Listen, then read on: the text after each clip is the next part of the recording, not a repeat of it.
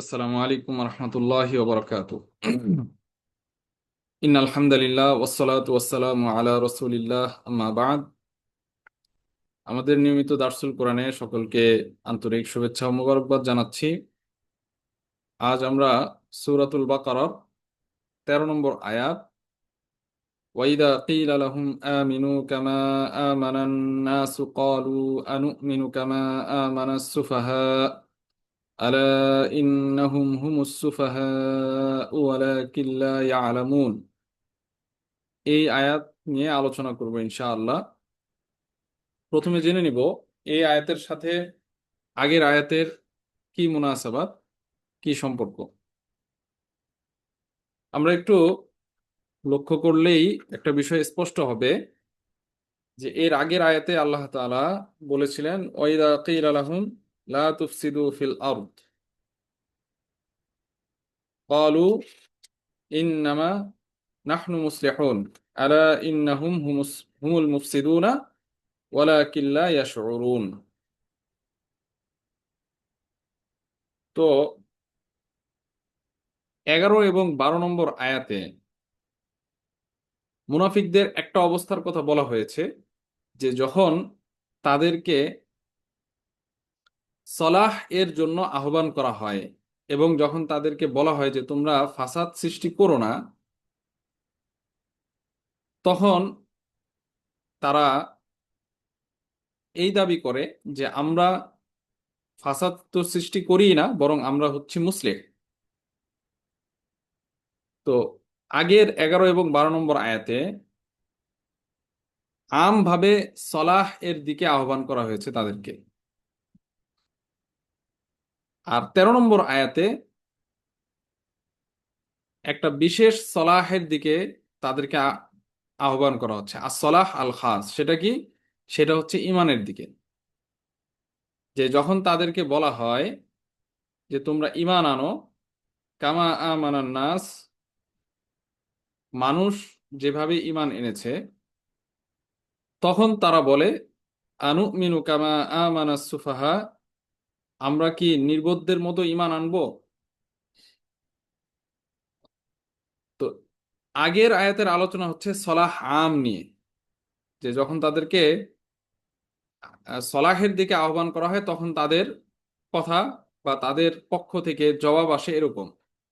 আর যখন তাদেরকে সলাহ খাস, যেটা হচ্ছে ইমান, ইমানের দিকে যখন তাদেরকে আহ্বান করা হয়, তখন তাদের কি জবাব, সেটা হচ্ছে এই আয়াতে আল্লাহ তাআলা আলোচনা করছেন।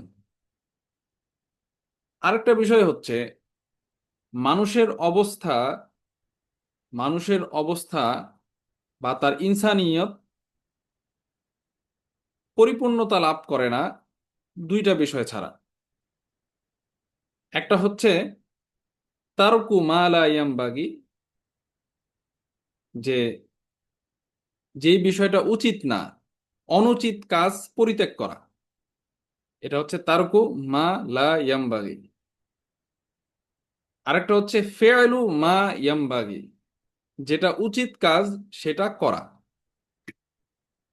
এই দুইটা জিনিসের মাধ্যমে, এই দুইটা জিনিস যখন একত্র হয় কোনো মানুষের মধ্যে, তখন তার ইনসানিয়ত পরিপূর্ণতা লাভ করে, তখন তার ইনসানিয়াতের মধ্যে কামাল আসে, পরিপূর্ণতা আসে। একটা হচ্ছে তারকু মা লা ইয়ানবাগি, অনুচিত কাজকে পরিত্যাগ করা।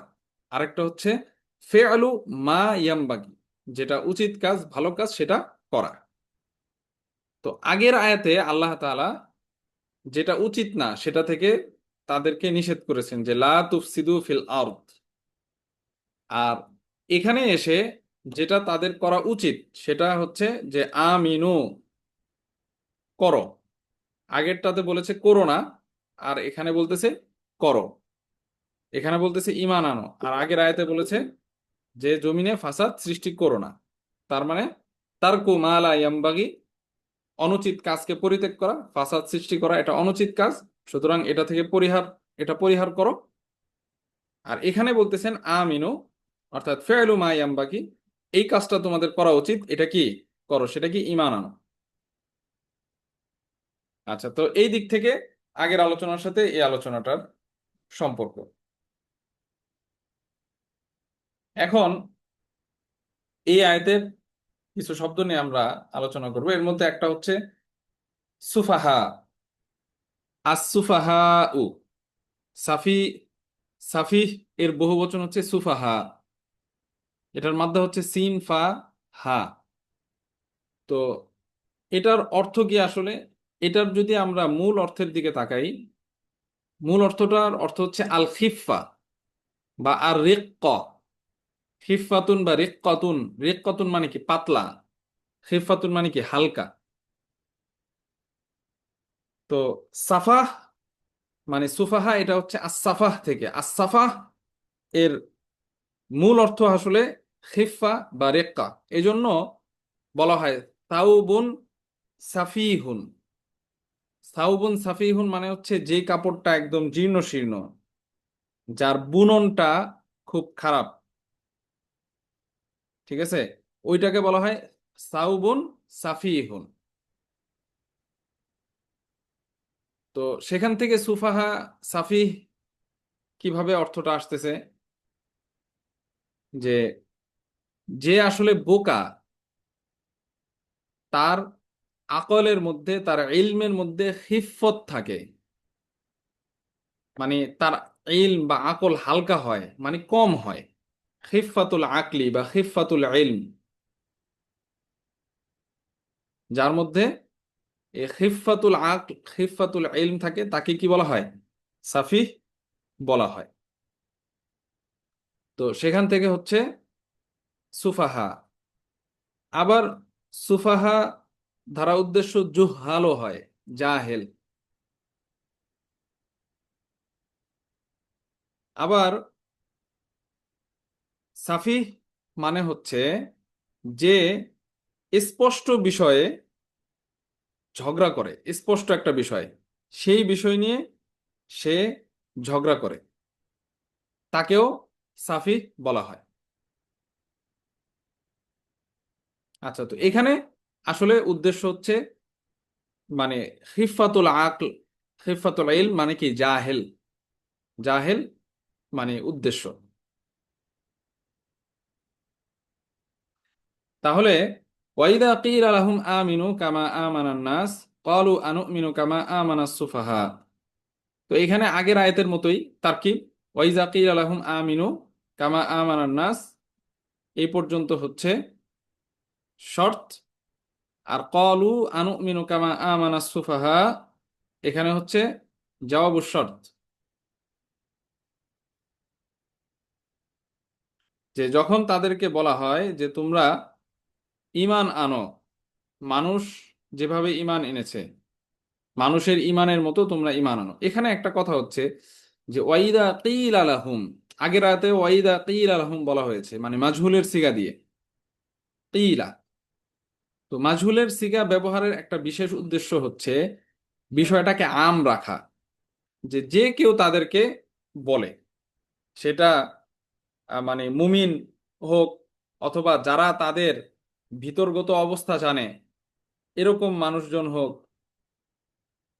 মানে আমভাবে যেই তাদেরকে বলুক না কেন, মানে এখানে কায়েল উদ্দেশ্য না, বরং কথাটা উদ্দেশ্য, যে তাদেরকে এই কথা যেই বলুক তারা তার উত্তরে কি বলে? এটা বলে যে আনু মিনু কামা আমানাস সুফাহা।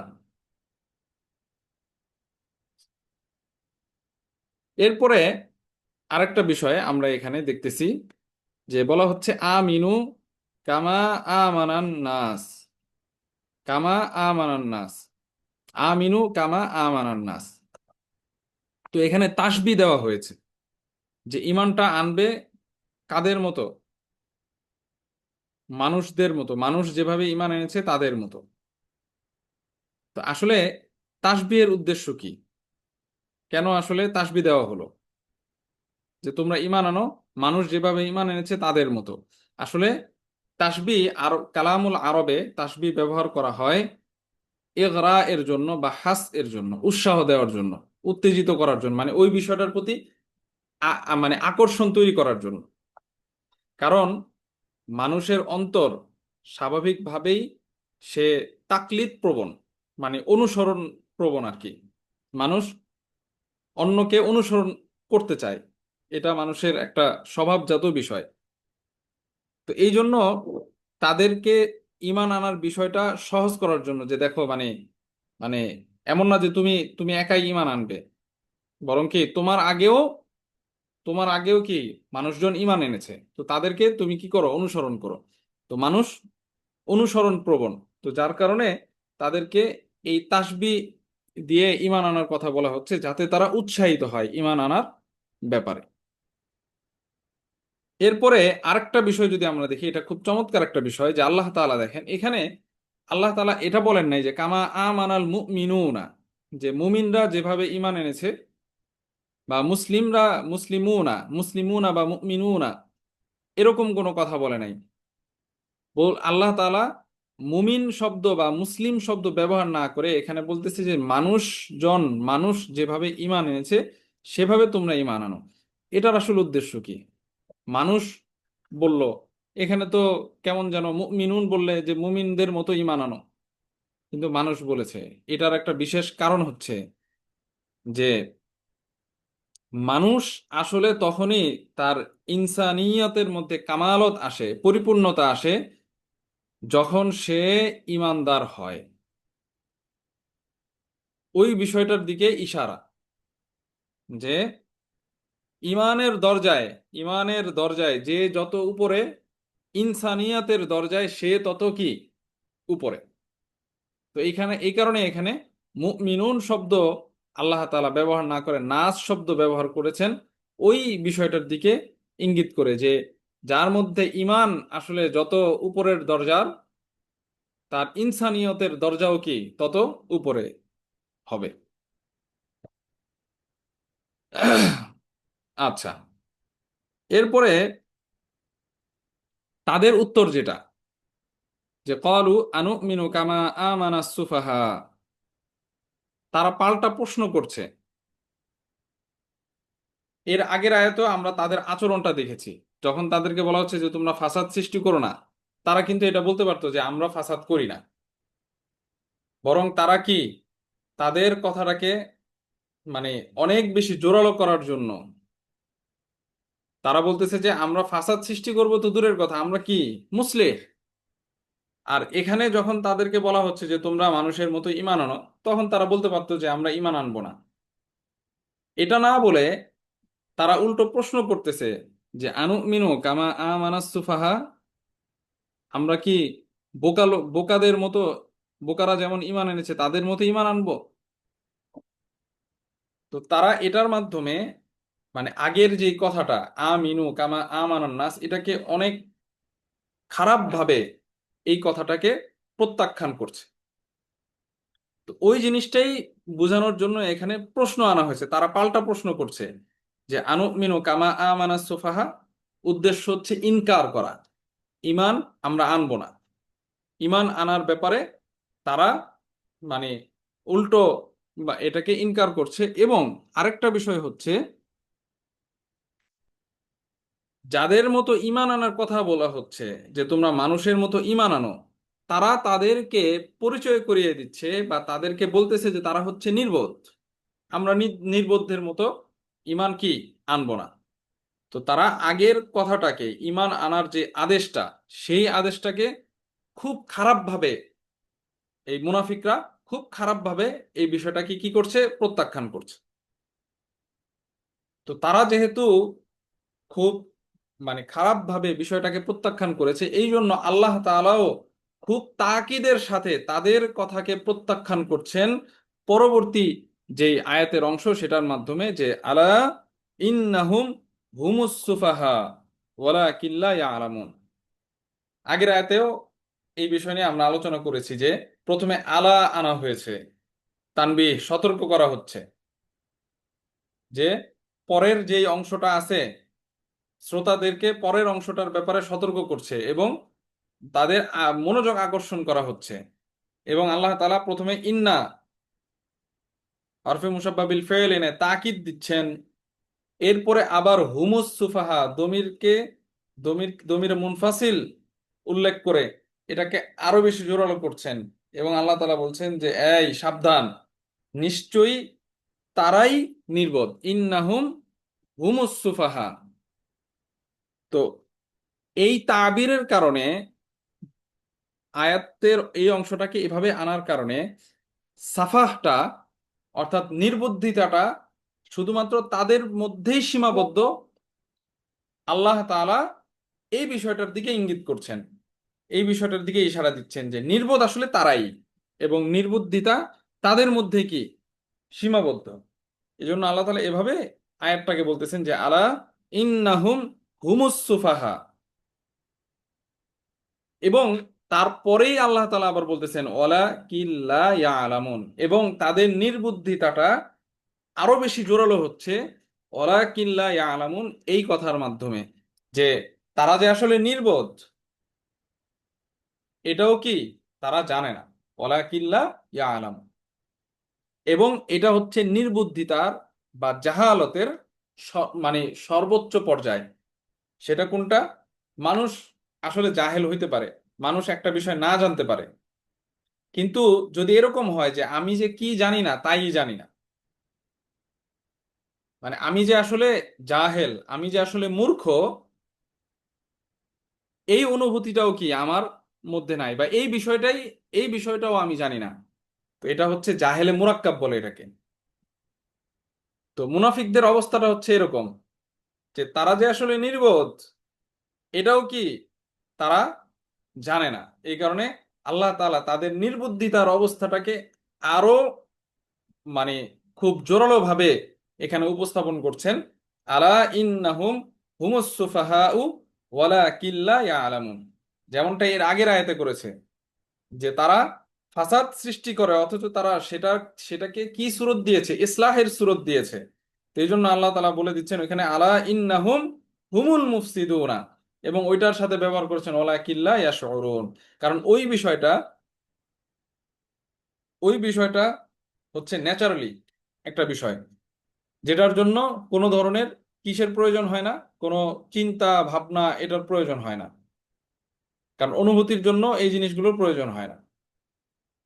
তো তারা ফাসাদকে নাম দিচ্ছে সূরাতুল ইসলাহ। তো এই কারণে আল্লাহ তাআলা তাদের থেকে শউরের নাফি করছেন, যে তাদের মধ্যে আসলে অনুভূতি নাই। তারা যে ফাসাদকে সূরাতুল ইসলাহ দিয়েছে এটার আসলে অনুভূতি তাদের মধ্যে নাই। আর এখানে এসে আল্লাহ তাআলা বলতেছেন যে তাদেরকে যখন ঈমান আনয়নের কথা বলা হচ্ছে, তখন তারা উল্টো প্রশ্ন করছে যে আমরা, যারা ঈমান এনেছে মুমিনদেরকে তারা সুফাহা হিসেবে আখ্যায়িত করছে, যে আমরা কি সুফাহাদের মতন ঈমান আনবো?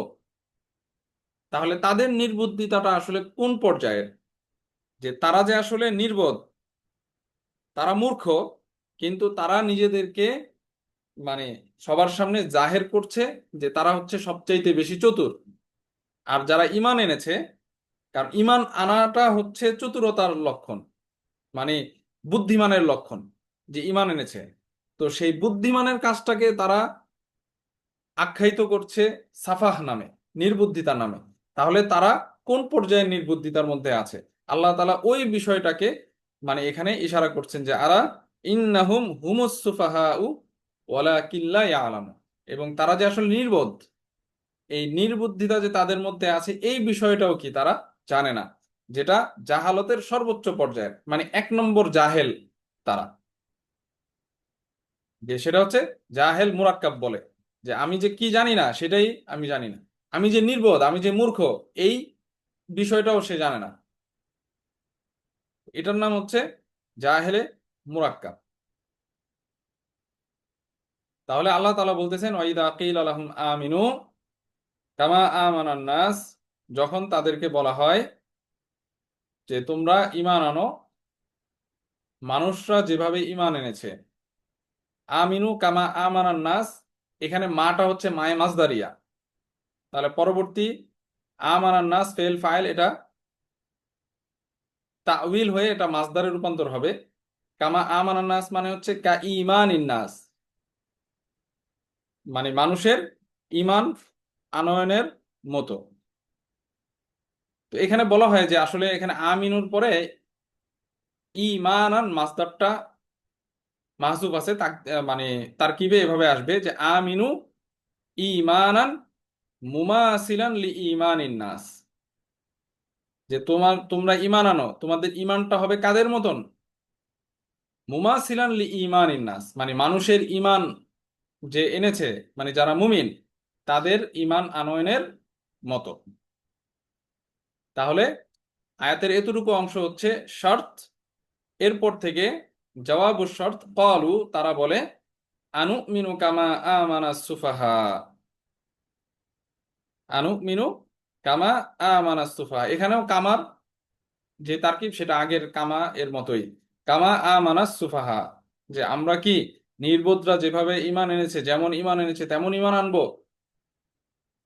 তো আল্লাহ তাআলা তাদের সেই কথা কে প্রত্যাখ্যান করছেন যে আলা ইন্নাহুম হুমুস সুফাহা ওয়ালাকিন লা ইয়ালামুন, যে নিশ্চয়ই তারাই নির্বোধ, কিন্তু তারা জানে না। তো এই হচ্ছে সূরাতুল বাকারার 13 নম্বর আয়াতের সংক্ষিপ্ত আলোচনা। তো আজকের মতো এখানেই শেষ করছি। ইনশাআল্লাহ আগামী মজলিসে আমরা পরবর্তী আয়াত নিয়ে আলোচনা চেষ্টা করব। ওমা তৌফিক ইল্লা বিল্লাহ। আসসালামু আলাইকুম রহমতুল্লাহি ওয়া বারাকাতুহু।